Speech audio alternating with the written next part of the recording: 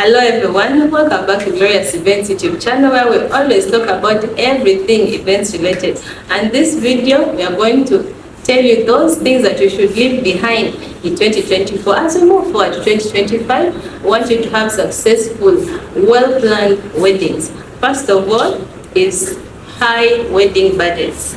Yes, let's try to have manageable budgets. The tip here is if you cannot fund your budget 70% from your savings, that's a high budget. Do not have budgets too high that even your savings for your own event cannot fund the event, the basic minimum of your event. That's already a high budget. So measure up yourself, look at your budget. If you cannot cover 70% of your wedding budget, you have a high budget and maybe you need to revise downwards, maybe reduce on the number of guests, especially because we're in Africa, we always have big guest counts. Try and look through your guest count and reduce.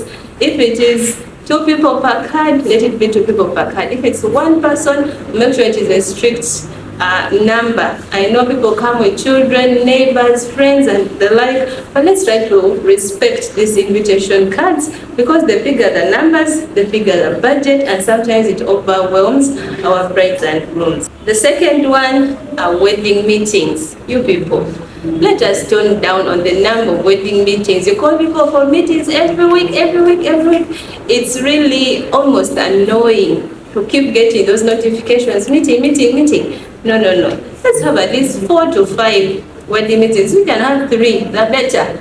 If you can have a launch and have 1 meeting, better. The less you have the meetings, the less meetings, the better. But if you have so many meetings, you reach a point where you're in the meeting and you're only 3 people or 4, and you're just looking at each other because people are tired of attending meetings every week.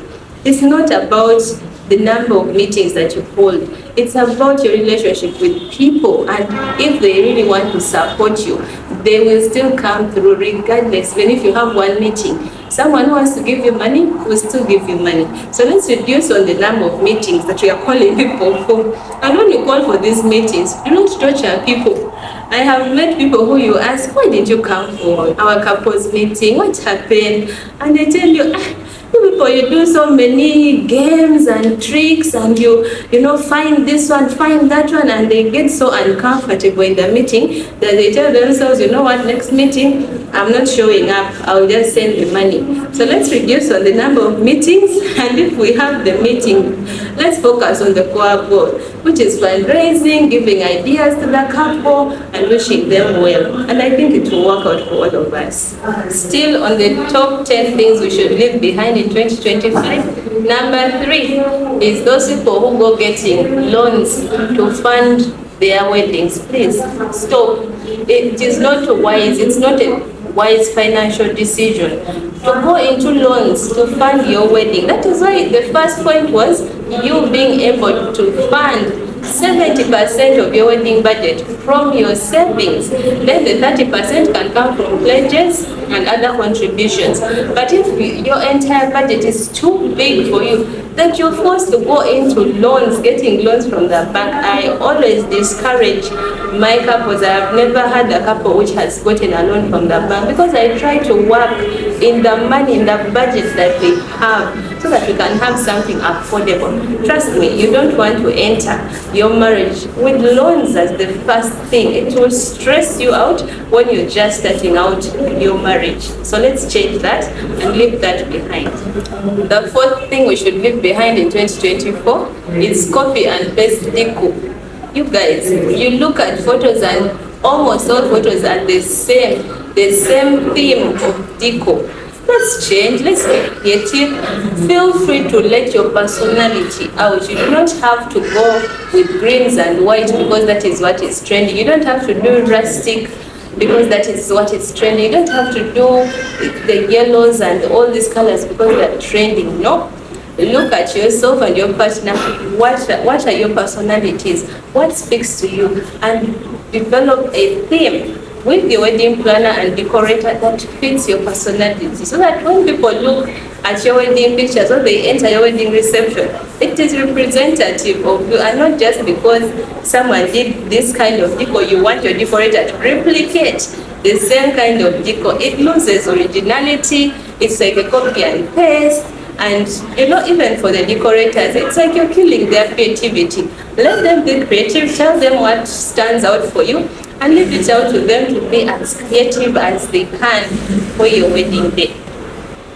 The fifth thing we should leave behind in 2024 is not looking at each other when we are saying our vows. What is it with that? And I blame the people who invented these booklets that we print, the order of service booklets. You find the couple is focusing on the booklets, the bride is here. Yeah? Instead of looking at the bride, they're looking at the booklet, reading the booklet. Yet at the same time, the reverend or the priest is reading out to you what you should say. Yeah, let's connect. Look at your partner's face, look at her eyes, smile as you promise her, for better, for worse, for richer, for poorer. But she's busy reading in the book, reading the whole time. Guys, it loses the connection. I know we are very shy in Africa. We don't show our emotions very well. We're not so sentimental. But how about we try it for 2025 moving on? Look at your partner's eyes and tell them those words. Those words hold a lot of weight. And trust me, they will never forget those vows. When you ask many couples what stood out for them, it's always the vows. And let's look at each other. Stop looking at that book. Actually, people who are printing, stop printing those books. The sixth thing that we should leave behind is a big entourage. Surely, if you cannot afford it, if you can afford it, well and good. You can have all your nieces and nephews and all your cousins and friends. You can have the biggest entourage you have. But if you're hard on cash and you're looking for areas to sell, a big entourage is the last thing you want, because it means more cars for transport, it means more expenses in everything. And remember, you have to coordinate them.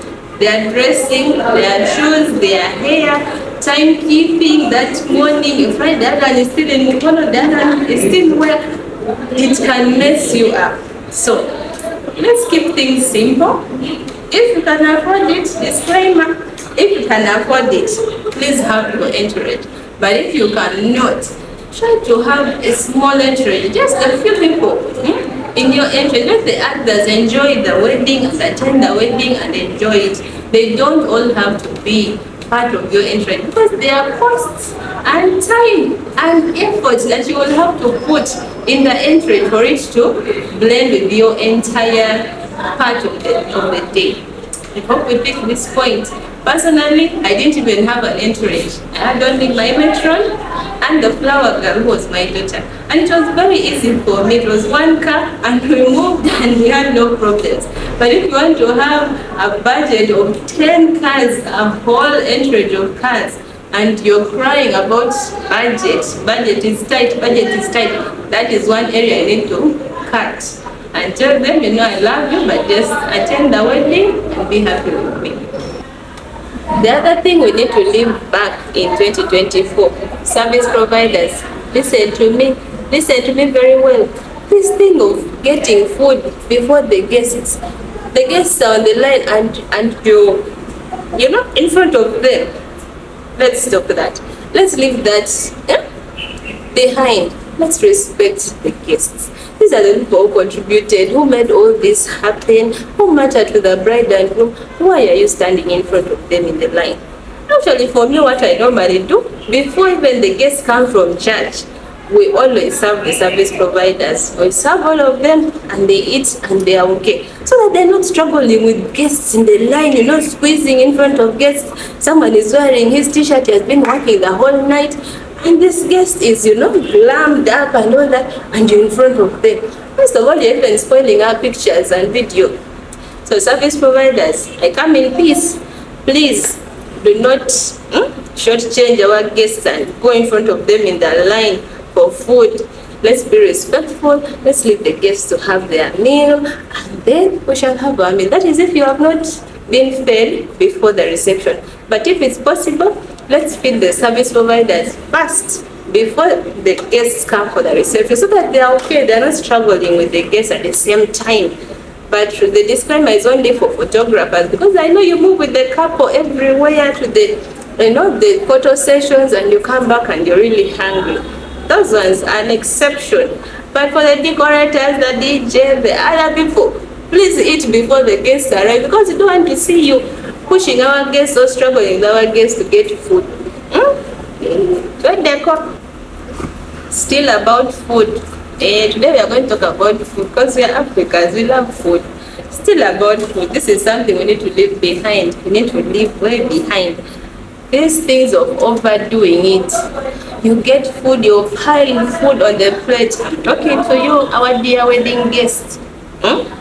We know this food is there, it has been offered for you, a whole buffet with starters and dessert and all these things. Please, tame yourself. You don't have to fill the food and it's overflowing, it's almost pouring, the soup is running. No. Take your time, have your starters, have your main course, have your dessert. No one is rushing you. Have just enough that the one that you can finish. Do not pile a lot of food. And even if we leave food, we go to drinks. Same rule applies. Do not overdo it. Do not drink and drink because the bar is open. The cocktails are being served. You overdo it, you overdrink, and you become a nuisance for people. You start shouting and laughing and attended the kuhinjira, where the person, the mortgage, became tipsy. And he started shouting and laughing and clapping. Imagine the embarrassment. You're supposed to be kind of representing the father. You're sitting in the place of the parents, and you're there, high, drunk, tipsy. Guys, let's change on that. If you're a wedding guest, you've been invited, we know food is there, we know you are waiting for the last time of Chimere, but tell me yourself, go slow, have your meal, the ushers are there to serve you. Let's not overdo it. The other thing we need to leave behind, committee members and family members who come on Friday when we are setting up decor, or on the day of the wedding, and you start changing things. Change this, no, move this here. No, it was not supposed to be like that. Do this, do that. You confuse the service providers. If the bride had already discussed her vision, her dream, her theme of her day, they have already discussed with the service providers and agreed on how this should look like. But when you come out of nowhere and you want to issue orders, you want everyone to follow what you're saying, and you end up disorganizing everything. Please, let's stop this. Now, for couples out there, this is where you get a wedding planner on Siriki, so that your wedding planner does this for you. We follow exactly what we have planned with you from day one. And we will not allow anyone to change the plan just because the committee chairperson, auntie, no, we do not allow that. The service providers follow what we tell them to do, and we follow what you have told us to do. So family members, committee members who come around disorganizing people last minute, let's leave that behind. Okay? Last but not least, this is the last thing we need to leave behind. These things of putting your reception very far from your church. Let's leave those things, because you end up indirectly making people go to the reception and leave out the church. Yet the main gist of this whole day is people witnessing you two exchanging your vows, and that is in church. Actually, I salute the people who do church and reception in the same place. The same place, surely. Which excuse will you have to not attend? So people who normally have very few pews in a church full, it's because your reception is very far. You put it very far. Some people calculate the time and the fuel and the distance, and they say, let me just go to the reception. No, we don't want that. Moving on, let's change that. Either have your reception very close to the church, so that it's easy for people to connect from one venue to another, or better still, have them in the same place and save people the time, the fuel, the energy. Let people pack at once and enjoy, even for yourselves. You don't have to pay for transport to move you from here to there and then to there and then there. By the time you sit, you're exhausted. Let's leave all these things behind in 2025.